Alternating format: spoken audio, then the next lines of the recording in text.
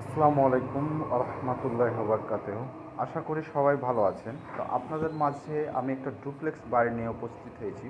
অবশ্যই ধৈর্য সহকারে ভিডিওটি দেখবেন, তাহলে বাড়ি সম্পর্কে অনেক কিছু বুঝতে পারবেন।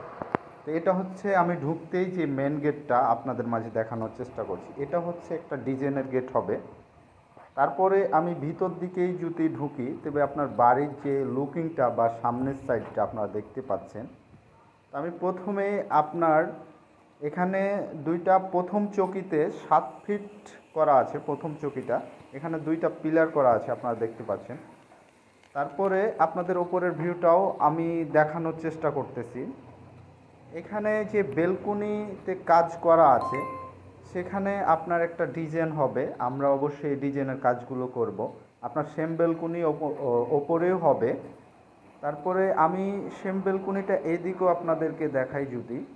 আপনারা এখন আমি ভিতরে কি কি আছে এটা আপনারাকে দেখানোর চেষ্টা করব। অবশ্যই সম্পূর্ণ ভিডিওটা দেখবেন, তাহলে আপনার এই বাড়িতে কয়টা রুম, কয়টা বেলকনি, কয়টা বারান্দা, কয়টা কিচেন সব কিছুই বুঝতে পারবেন। তো আমি প্রথমেই যে মেন গেটে ড্রয়িংয়ে ঢুকতে তার প্রথম সাইডেই আপনার দেখেন যে এক্সট্রাভাবে একটা আমরা গেস্ট রুম বলি, এই রুমটা করা হয়েছে। সেখানে আপনার একটা অ্যাটাচ বেলকুনি, যে বেলকুনি দেখেন, বেলকুনি গ্রিলটা আপনাদেরকে দেখালাম, এখানে এখনও কাজ কমপ্লিট হয়নি। তারপরে এই যে এটা হচ্ছে গেস্ট রুম আমরা যেটা বলি, এক্সট্রাভাবে যেটা করা হয়েছে এই রুমটা। আমি যদি এখন ভিতরে ঢুকি, ভিতরে কি কি আছে আপনাদেরকে যদি বলি। প্রথমে ঢুকতে একটা ড্রয়িং স্পেস, তারপরে এটা হচ্ছে একটা কিচেন। হ্যাঁ, কিচেনটা হচ্ছে সাইজ হচ্ছে 6 ফিট। হ্যাঁ, কিচেনের সাইজটা 6 ফিট। আর এখানে একটা উন্মুক্ত, মানে সবাই ইউজ করতে পারবে, একটা হচ্ছে বাথরুম। তারপরে এখানে আর একটা রুম আপনারা দেখছেন, রুমের সাথে ফের আপনার বেলকুনির ডিজাইনটা করা হয়েছে। এই রুমগুলো আপনার 14 ফিট প্লাস আছে।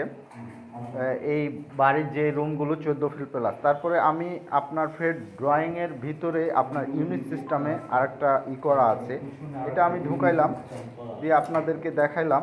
এখানে দেখেন যে এখানেও আপনার দুই সাইডে দুটা রুম এবং এখানে একটা সিস্টেমের ড্রয়িং স্পেস। আর এখানে পিছনে বেলকুনি আছে, আপনাদেরকে অবশ্যই দেখাবো বেলকুনির ডিজাইনটা। তো আপনারা যদি কারো জায়গার পরিমাণ একটু বেশি থাকে, তারা এভাবে বাড়ি করতে পারেন। তো আমি বলি যে আপনার 14 ফিট প্লাস আপনার রুমগুলো করা হয়েছে।